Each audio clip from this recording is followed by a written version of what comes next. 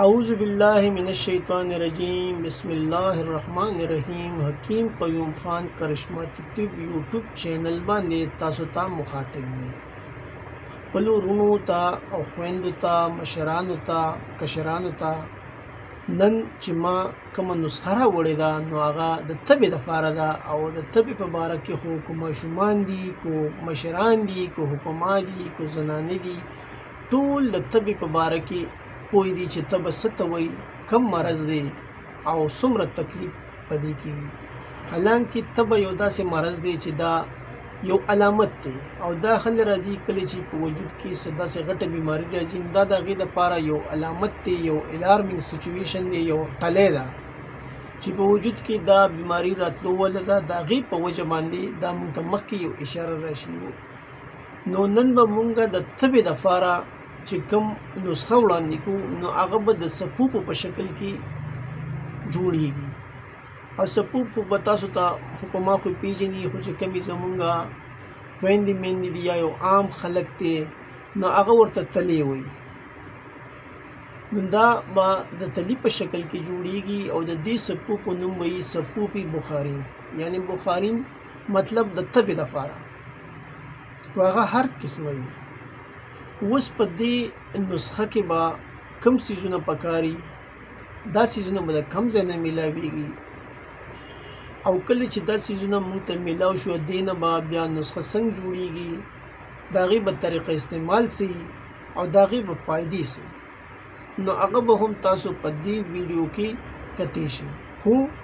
که چیرې دا ویډیو تاسو پوره وکتی شوه او دې ته تاسو ټایم ورکړو نو بیا به انشاءالله په دې ویډیو کې څه د سوال کولو تاسو ته موقع پاتې نشي. ولې چې کله تاسو ویډیو په توجه سره وګورئ نو بیا به په هر څیز په هر نقطه تاسو پوه شئ. ځکه زما کوشش دا وي چې زه یو خبره دوه پیرې کوم دپاره د دې که چیرې په یو پیره باندې زمونږ یو ورور خور یا یو پوه نشي نو کم از کم په دویمه پیره خو به هغه پوه شي او نسخه چې زه کله بیانوم نو د هغې زه دوه پیرې د هغې زه ګردان کوم، یو پیره نه. مونږ وایو چې زمونږ څومره وروڼه دي چې هغه دا نسخه ځان سره په ډایرۍ کې لیکي نو چې هغې په صحیح طریقه ولیکي د صحیح اوزانو سره او د صحیح نومونو سره. نو کوم نسخې انتخاب چې شوي دي د سپوپ بخارین د هغې اجزا څه په داسې توګه دي. اول نمبر به مونږ اخلو ګیرو یوه توله، دویم نمبر باندې به اخلو مونږ قلمي شورا دوه تولې، دریم نمبر به مونږ اخلو نوشادر ټیکري دوه تولې او د دې نه پس په څلورم نمبر به زمونږ پکار وي مغز کرنجوه 8 توله. اجزا یو پیره بیا تاسو نوٹ کړئ. ګیرو به مونږ واخلو یو توله، قلمي شورا به 2 تولې پکاري، نوشادر ټیکري به 2 تولې پکاري او مغز تخم کرنجوه به 8 تولې پکاري. خو دا به مغز پکاري. کرنجوه ثابت چې تاسو واخلئ نو په هغې باندې یو پوستکي، مثال د دې داسې لکه کله چې تاسو غوز والئ او غوز مات کئ نو په هغې کې چې دننه کمې چغجۍ نو تاسو به د هغې وزن کوئ.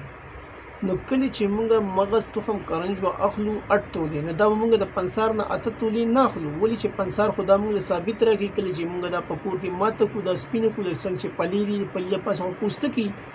نو کم چې په دې کې مغز دي د هغې وزن به کېږي. نو تاسو به کوشش دا کوئ چې مغز کرنجو به تاسو 160 ګرام واخلئ. نو چې کله تاسو 160 ګرام واخلئ نو دې نه بس تاسو 8 تولې مغز برآمد شي، حاصل به شي تاسو ته. نو چې کله دغه مغز تاسو راواغست نو د باقي څیزونه به هم تاسو سپوپ کړئ، پوډر به ترې جوړ کړئ. چې کله دا پوډر ستاسو سره جوړ شو نو په آخره کې دا 4 ونه به تاسو په ښه توګه میلاو کړئ. چې کله دا میلاو شو نو ستاسو سره سپوپي بخارین تیار شو. اوس په سپوپي بخارین څنګه استعمالیږي، څو ټایمه به استعمالیږي او د څه سره به استعمالیږي. د خوراک نه مخکې به استعمالیږي، وروسته به استعمالیږي، یعنی په مړه وي او که په ناره وي، پښتو کې ورته موږ داسې وایو. نو اوس د دې طریقه به زه تاسو ته ښایم چې دا به تاسو یو ماشه داسې چې دا د ګرام نه معمولی کم وي لکه 1000 ملي ګرام چې موږ ته وایو یا 1000 ملي ګرام کپسول چې کوم حسابو دا غینه دا معمولی ماشه دا غینه کم وي نو دا به یو ماشه تاسو راواخلې او 3 ټیمه با دا خوراک نه پس خو خوراک کوشش داسې کوي چې معمولی غونډه خوراک تاسو کړئ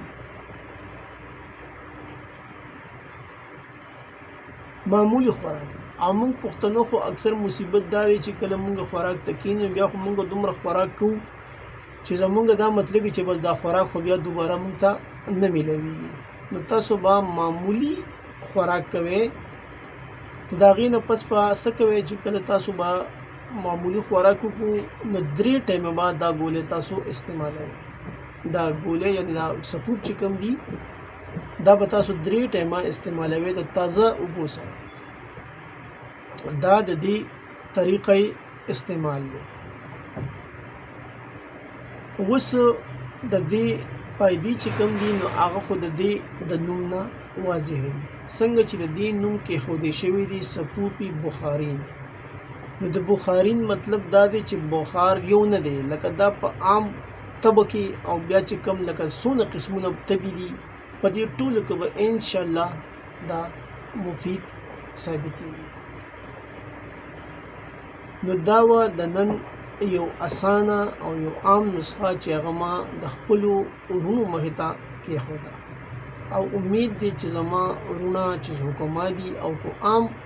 خلک دي ورونه دي هغه به د دینه ضرور پیدا اخلي